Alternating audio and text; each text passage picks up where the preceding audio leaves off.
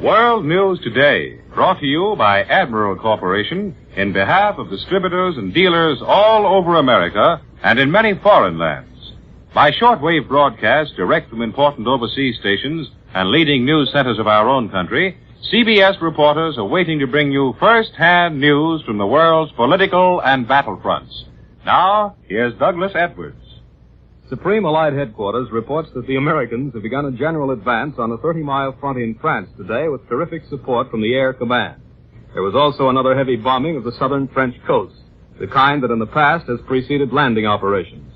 On the Eastern Front, Berlin acknowledges that German troops are withdrawing at certain points from the Carpathian to the Baltic, and there are indications the Russians are about to step up the speed of their offensive once again. In Italy, the city of Empoli, west of Florence, has fallen to the Eighth Army without a fight. The Allies are rushing food and medical supplies to Florence, civilians, despite continual enemy sniping. In the Far East, Chongqing says heavy fighting is going on in the Hunan province in the southern suburbs of the rail city of Hengyang, where the Japs are trying to dislodge stubborn Chinese defenders. And now for news sent direct from overseas, Admiral takes you to London, Richard C. Hottelet reporting. The Germans are trying to pull their forces out of the Allied trap in western France today. Since yesterday afternoon, German infantry, armor, motor, transport, and horse-drawn equipment have been crowding the few remaining roads that lead out through the Falaise Gap. Something like 100,000 men and several hundred tanks are trying to get out. And all this time, during every hour of daylight, these choked roads have been bombed, machine-gunned, and hit by the rockets of all the medium and fighter bombers we could put into the air. Correspondents at the front have described the bombs cascading down from planes glistening in the sun. And the Germans' only protection has been the dust of their escape. The Germans indicate today that they not only have their 7th Army in this threatened area, but also their 5th. We don't know much about this 5th Army, except that it was raised in the West at the beginning of the war and then disbanded. Meanwhile, the gap through which the Germans are trying to escape is being narrowed down. The American column pushing north from Alençon is still operating behind a security curtain, but the Germans have made several admissions that reveal its progress. For one thing, the enemy says that it's pushed on several miles beyond Alençon toward Falaise. And another enemy report says that already Alençon is a base for strong concentrations not only of American armor and motorized equipment, but also of our infantry. There are now only about 30 miles of escape gap left for the Germans, and with this American strength in the area, we can be sure that it's in the process of being narrowed down right now. Up on the northern jaw of the trap, the Germans have been fighting desperately to prevent the British and Canadians from advancing on Falaise. So far, they've been successful, but they haven't been able to prevent our allies from cleaning out a German salient between the Orne and Blaise rivers. Here, British and Canadian and Polish forces now combined, and with German pockets cleared up, are putting on increasing pressure today. Although things are bad for the Germans, there's no sign yet that their withdrawal is a rout. Correspondents say that massed artillery and some tank formations are fighting determined rearguard actions, and that supplies for these troops continue to go in as the retreating columns seek a way out. Everywhere, the Germans seem to be fighting courageously.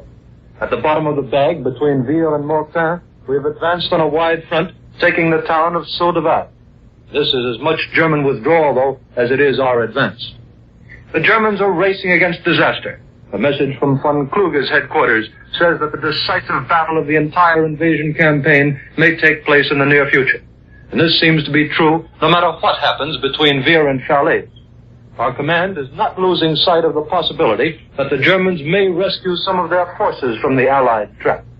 But rescue is hardly the right word, because they'll then be caught this side of the Seine. Already, General Eisenhower is taking steps to make sure that the German 5th and 7th Armies are caught and crushed in western France. He's trying to make the line of the Seine impassable both to the retreating Germans and to any reserves they have on the other side. Today, more than 1,250 heavy bombers blasted highways and railroads on both sides of the Seine from Paris down to its estuary. It certainly looks as if the Allied pincer movement is double-barreled. The Germans yesterday held a show of strength in Paris. What's described as a great many troops and full-field equipment paraded through the streets. The purpose, as the Germans explain it, was to show the Parisians who was still in charge. Apparently, the Parisians have been getting more and more exuberant with the approach of the Allies, and florists have been doing big business selling flowers to be thrown at our troops as they march into the capital. I return you now to Admiral in New York. More news in just a moment, but first here's Warren Sweeney with a message from Admiral Corporation. Radio has done more to stimulate the appreciation of good music than any other medium. Admiral Corporation is proud of the part it has played in America's musical life. The needs of war now occupy Admiral's full efforts in producing vital radar and electronic equipment. When peace returns, however, you can have a new Admiral radio in your home. Some of these fine new models of Admiral radios and radio phonographs will provide the matchless reception possible only with FM.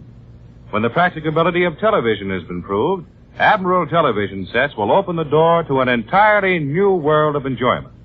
Post-war, your choice may be made from a wide range of sizes and styles, from the Admiral Bantam or personal type receiver to the superb models of combinations made in the great modern factories of Admiral Corporation, world's largest manufacturer of radio phonographs with automatic record changers.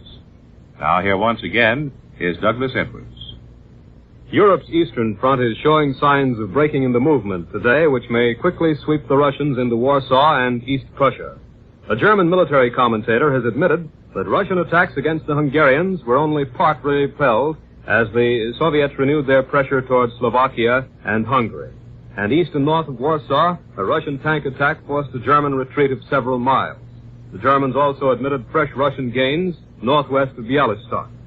And now for a summary of the military situation in that part of the world, here is Columbia's military analyst, Major George Fielding Elliott.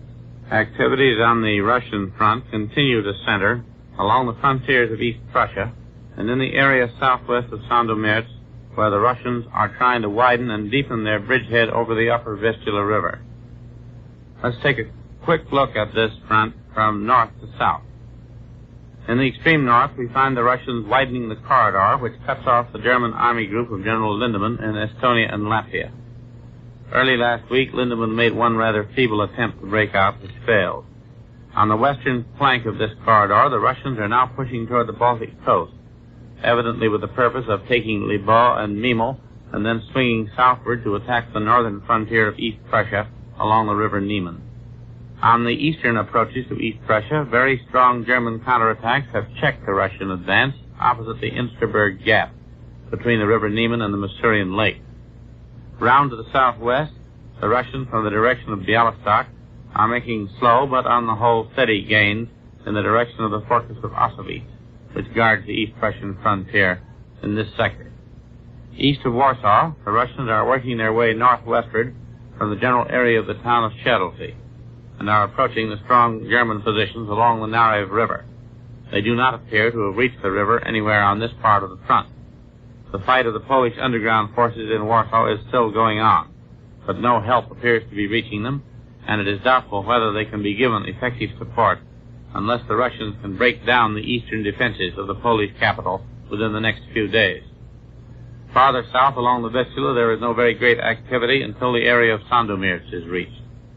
Southwest of that town, the Russians are making their greatest threat at the moment. They have a deep bridgehead on the western side of the Vistula, and they are extending it toward the road junction city of Kielce and toward the old Polish capital of Krakow.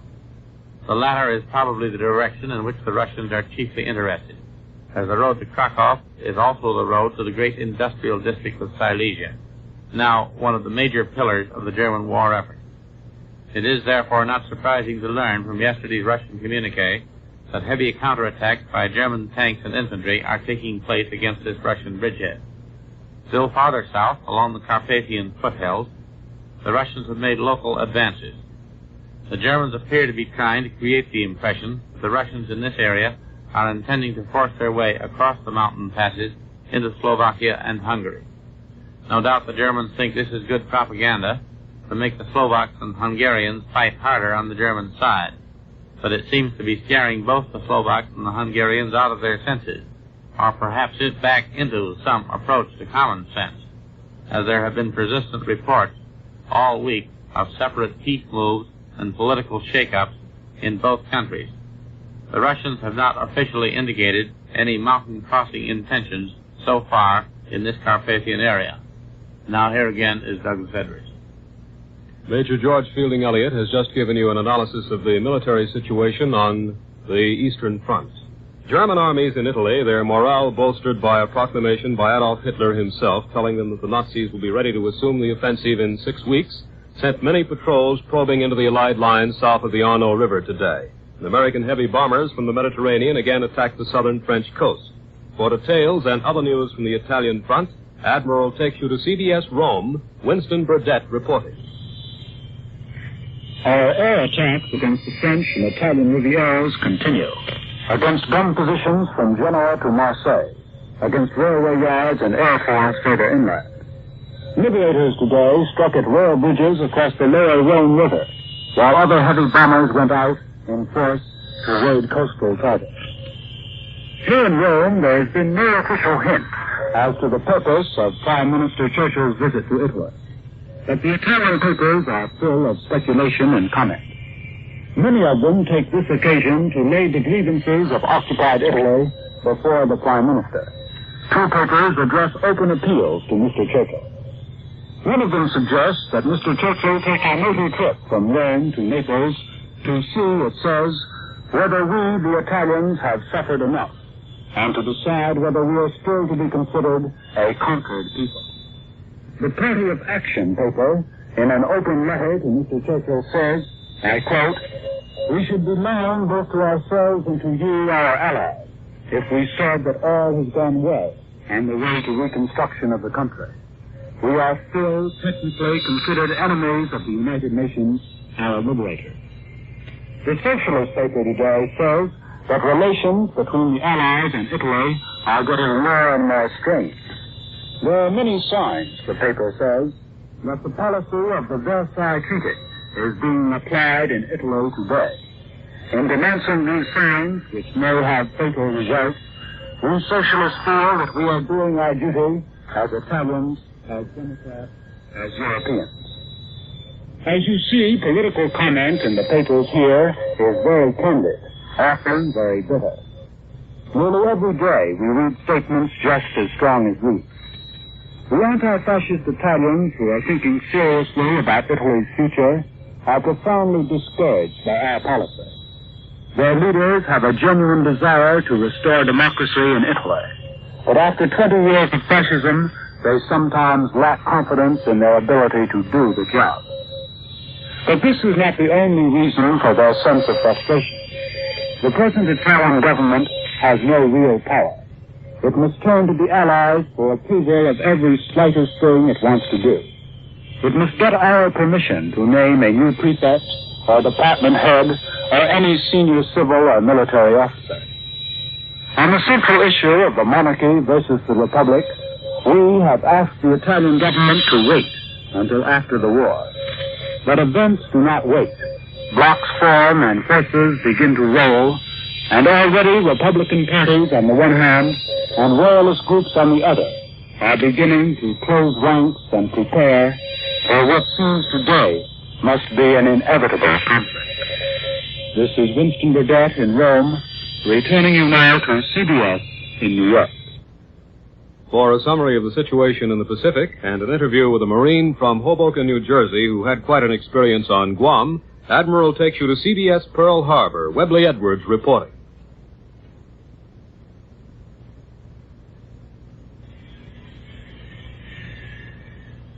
Here's a Marine corporal who found himself in a tight spot after killing several Japs from Guam. Played dead for 6 hours. He's here with me now, his arm and shoulder harnessed up, but otherwise looking like the pride of Hoboken, New Jersey, his home city. Marine Corporal Fred Hoffman, Jr. Corporal, the story starts when you were sent out on a forward post during the advance at Guam. Is that right? That's right. They told us to dig in the best we could, and in case the Nips tried to come through, we were supposed to stop them. The four of us scooped out a shell hole and found some lumber and corrugated iron through the roof, and then we crawled in and got set for the night. I had the second watch. It must have been an hour later when I looked up and saw Nip staring me right in the face. I had a .45 in my hand and I stuck it out right at him. The muzzle must have been only a foot from his face. He just kept staring at the pistol and at me. How do you figure he didn't do anything to stare at you? Crazy, I guess. Anyway, I let 5 shots go right in his kisser and he dropped. Then I turned around and yelled to the guys, but everybody was already awake. No sooner had I turned back around than there was another nip right alongside the first one. I shot him with a carbine. Then we heard a lot of commotion out in front. We looked out and saw about 15 nips, maybe more, there in the moonlight. We didn't shoot because they'd see our fire, and anyway we figured to wait for them to come up and we could pick them off one at a time. They start coming at you? Everything was quiet for a while, and then they tossed a grenade and it hit the front protection and didn't do any damage. Mickey Kuzniak, the section leader, handed me a grenade and says, heave it out. I heaved it and we heard a lot of moans, so I must have got quite a few of them. Then they threw another one at us, but it hit outside again. Then they all came charging at a hole, yelling like hell. They came right up and then kept running around like a bunch of kids, yelling all the time. Then one of them rolled a grenade in and Mickey hollered, grenade in the hole. What'd you do then? I rolled quick on my side to protect my face and went off onto my right shoulder. Shook me up and then I felt the blood oozing out. Did it surprise you that you could take a grenade without being killed? Oh, I thought it was time. I whispered down to Mickey and I said, I think I'll be gone in about 5 minutes. Mickey said, stay in there, Fred. Then I thought that if I lay in such a way to keep from losing blood, I might live, so I didn't move. They nipped through another grenade and this one took off the corrugated iron roof. Then they came up and jumped up and down on the 2x4s and yelled, but they didn't come in. They must have thought we were all 4 dead. Anyway, I had the idea of playing dead, and when one nip reached down and jabbed me with the butt of his rifle, I stood with my eyes open and didn't move. He jabbed the bayonet into the legs of the runner, Ziak, and I think he was stunned from the grenade. Anyway, he didn't move either. Then the nips took off. They take off for good? Not all of them. They tossed another grenade, but it landed outside, and 2 of them stayed. We could hear them talking, so we kept on playing dead.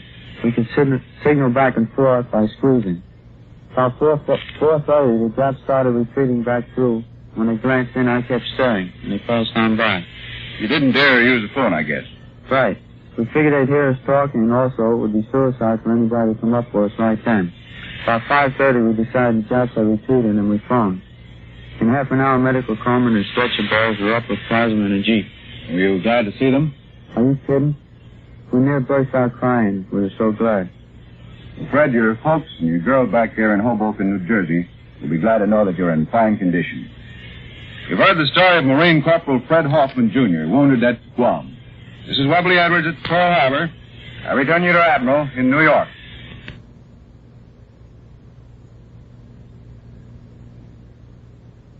For Homefront news and an interview with the skipper of a Navy Night Patrol Bomber Squadron, Admiral takes you now to CBS Washington. Don Pryor reporting.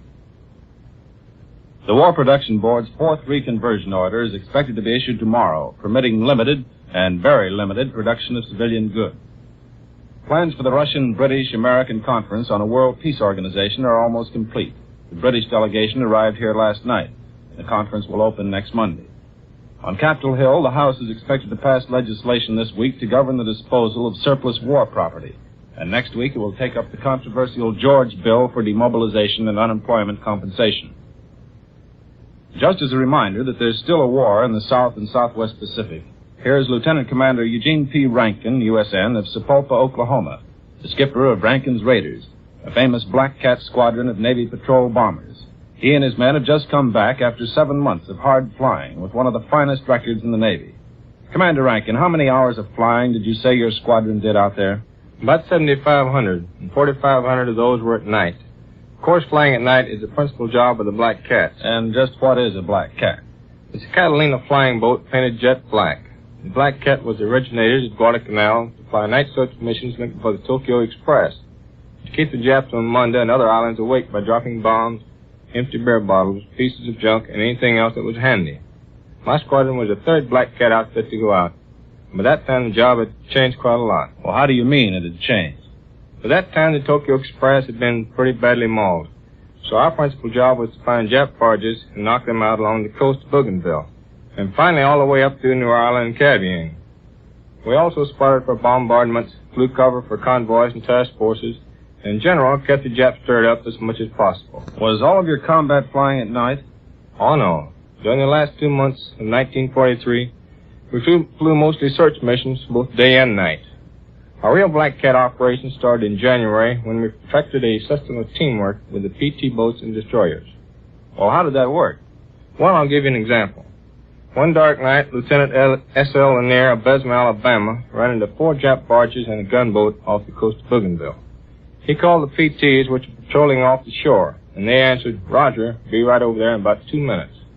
Meanwhile, the Black Cat strafed the barges, trying to slow them down. When the PTs got there, they joined in the fight. But the Black Cat's port engine was shot out by the gunboat, and 2 of the PTs were pretty badly damaged. Between them, they sank 3 of the barges, and they couldn't finish the job. Lanier had to fly 75 miles back home on one engine, but meanwhile, he called in the destroyers, and the next day they polished off the gunboat. Well, that's real teamwork. Commander, is that kind of thing still going on in the Solomons? Oh, yes. There are still 30 or 35,000 Japs around there, you know. Of course, they're getting a little punch-drunk by now, I guess. Toward the end, we were flying all the way up to New Britain, New Ireland, and Caribbean. We covered the landings at Emerald. With Catalinas? Yes, all the way from Emerald. That's a long way.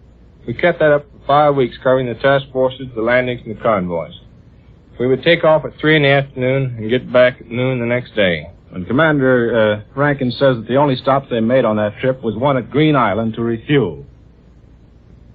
For all that, and despite 100 other close shaves and adventures that we haven't time now to tell, Lieutenant Commander Rankin and his Rankin's Raiders never lost a single plane or a single man in 7 months of flying. That's a record to be proud of. I return you to Admiral in New York.